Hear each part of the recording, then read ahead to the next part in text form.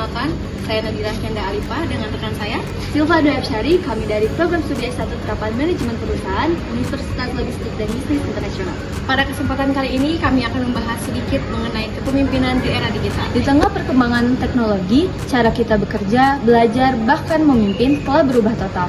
Dulu, pemimpin harus hadir secara fisik, memberi arahan langsung, dan bekerja dari kantor. Tapi sekarang, semua bisa dilakukan hanya lewat genggaman tangan. Di era digital ini, kepemimpinan bukan lagi soal jabatan tinggi, tapi soal pemimpin siapa yang bisa beradaptasi, menginspirasi, dan menggunakan teknologi secara bijak. Maka dari itu, penting banget nih buat kita, terutama generasi muda, untuk mengetahui seperti apa sih kepemimpinan di era digital. Yuk, kita bahas bareng-bareng. Kepemimpinan di era digital merupakan kemampuan seorang pemimpin untuk mengarahkan dan berkomunikasi dengan timnya dengan menggunakan teknologi yang ada. Pada saat ini, seorang pemimpin tidak harus hadir secara fisik, namun bisa menggunakan Zoom, WhatsApp, tetapi bisa berkomunikasi, berkoordinasi, dan juga tetap ada kerjasama antara tim. Intinya, kepemimpinan bukan soal teknologi aja loh, tapi gimana cara seorang pemimpin bisa memanfaatkan sisi positifnya di ruang digital. Dibandingkan kepemimpinan konvensional, modal kepemimpinan digital jauh lebih fleksibel. Kalau dulu komunikasinya harus lewat rapat langsung, sekarang bisa lewat video call atau chat. Gaya pemimpinannya pun berubah dari yang tadinya top down jadi lebih kolaboratif. Pemimpin digital juga bisa bekerja dari mana saja, dan pengaruhnya bisa lintas kota bahkan negara. Cukup dengan konten yang positif dan relevan di media sosial. Jadi jelas, pemimpinan digital memberi peluang lebih luas terutama bagi anak muda.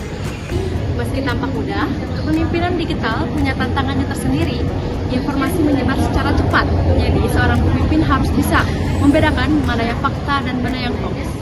Lalu, ada disrupsi teknologi, di mana pekerjaan bisa digantikan oleh mesin sehingga pemimpin harus terus belajar hal baru. Etika digital juga penting, karena kesalahan kecil di dunia maya bisa berdampak besar loh. Dan yang terakhir, kita nggak bersaing dengan lokal saja, tapi dengan global. Jadi, kita harus bisa siap bersaing dengan siapa saja dari belahan dunia manapun. Supaya bisa menghadapi semua itu, seorang pemimpin digital perlu punya karakter yang kuat. Yang utama adalah adaptif terhadap perubahan, melek teknologi, dan tentu saja komunikatif serta kolaboratif. Selain itu juga, pemimpin harus cepat belajar, kreatif dalam menghadapi masalah, punya visi yang jelas, dan empati terhadap dirinya. Terakhir nih, ada beberapa keterampilan yang harus dimiliki oleh pemimpin di era digital.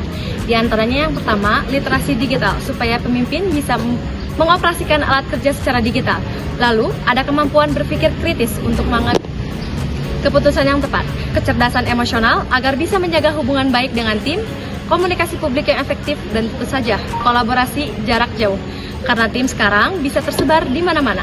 Ini juga bisa dilatih dari sekarang, bahkan hal-hal kecil dari sekolah. Nah, itu dia pembahasan singkat tentang kepemimpinan di era digital.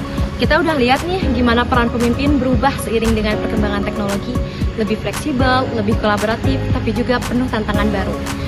Tapi justru disinilah peluang terbuka lebar, terutama buat kita generasi muda. Kita punya banyak akses ke teknologi, punya semangat belajar, dan punya kesempatan untuk mulai memimpin bukan besok hari, tapi hari ini. Jadi nggak usah tunggu punya jabatan tinggi dulu, mulailah dari hal kecil, sampaikan ide, bangun kerjasama, dan berani ambil peran. Karena di era digital ini, pemimpin bukan lagi soal posisi, tapi soal pengaruh positif yang kamu berikan, dan jejak baik yang kamu tinggalkan. Terima kasih sudah menyimak, semoga bermanfaat dan menginspirasi. Sampai jumpa di video selanjutnya.